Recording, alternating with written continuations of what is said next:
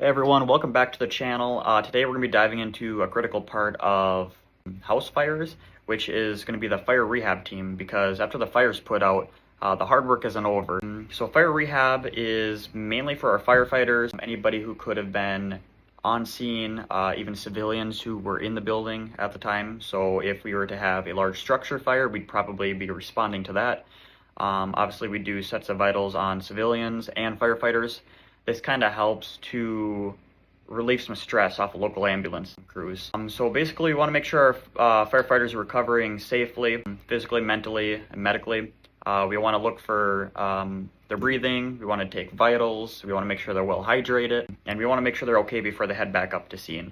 So I'm going to kind of give you guys a sneak peek of what entails on a fire rehab. I'm going to be going over some of our systems that we have set up, like our bucket system, some rules, housekeeping, and yeah, I have a bunch of clips coming up here so I can run you through them.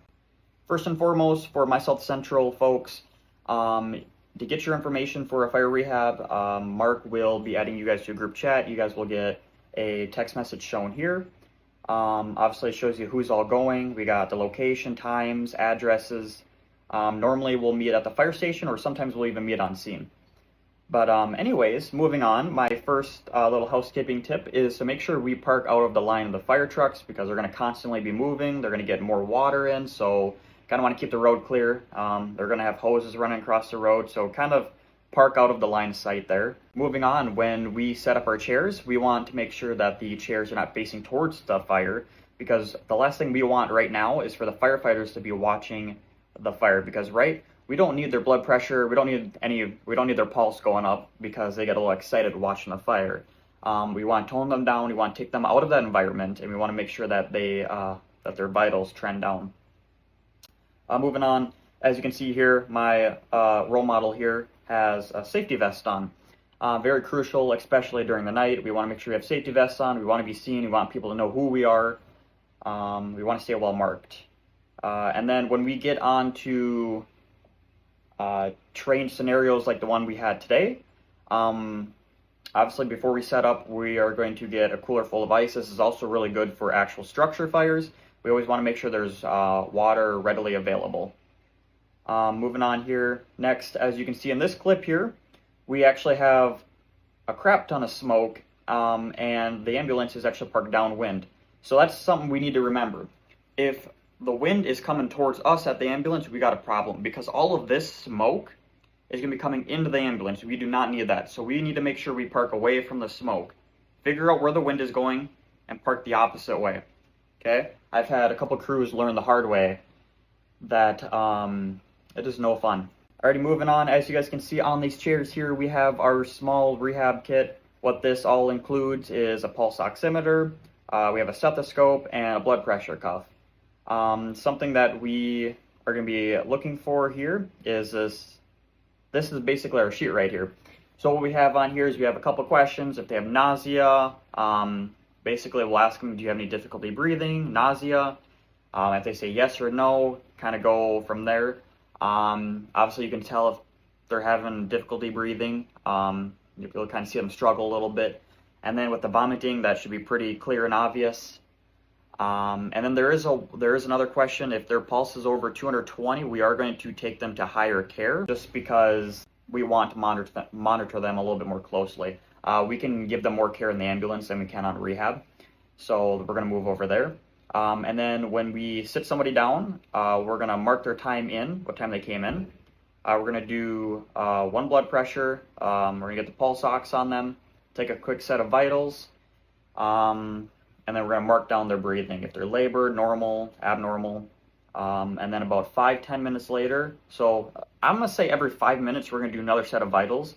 As long as they're trending down, you can approve them for clearance and kick them out of there. Although if let's say their blood pressure is going up, we're going to hold them for a little bit longer, obviously. After about 3 sets of vitals, if it's still going up, we're going to move them to a higher care facility. So like the on-scene ambulance, or if we need to call an ambulance to take them to the hospital to get checked out, we will. And And then in this clip here, we have two of my coworkers. As you can see there, coworker handed him water right away. We want to do that after their bunker gear is down, or sorry, not bunker gear, turnout gear is down. We don't really want to bother them while they're taking off all their stuff because, you know, we'd be handing them stuff while they're trying to take off their pack and we kind of get in the way. We don't want to do that. After we give them water, we want to make sure that they drink it, okay? I don't want to see anybody leaving without drinking no water. Here we have my friend putting on a blood pressure cuff. Then again, just a reminder, we are away from the house, okay? He cannot see the house, and we're blocked by a trailer too, which is great. So here we're going to get quick blood pressure, and then moving on, in this lovely red bag, we have our pulse oximeter. We're going to get a pulse, and then we're going to write down all our vitals. And it's pretty straightforward. We do have a bucket system. Unfortunately, I didn't get to get a video of that in use today, so what I'm going to do is I'm going to actually pull up a video here from JEMS Conference and Expo. It is about a 5-year-old video, but same concept. Everything's the same here. So I will be quiet now and let you guys watch this 1 to 2 minute video, and then that'll be all from me. If you guys have any questions, feel free to leave them in the comments. Email, call Mark. I'll do my best to respond in a timely manner. Thank you guys.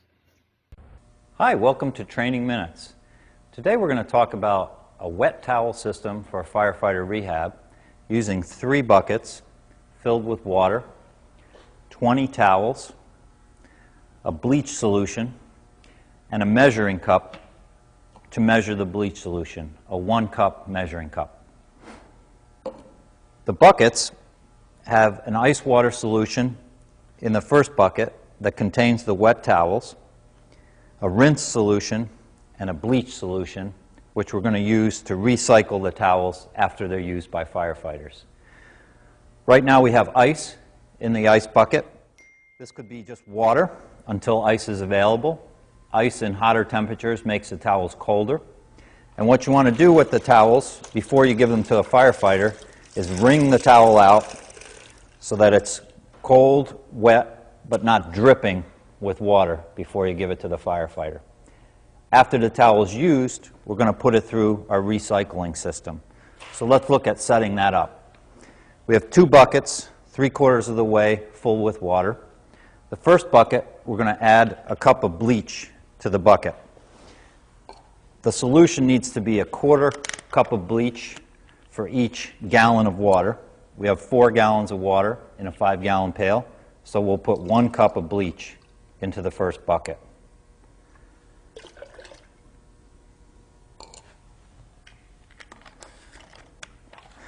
A towel that's then been used by a firefighter, after it comes out of the bucket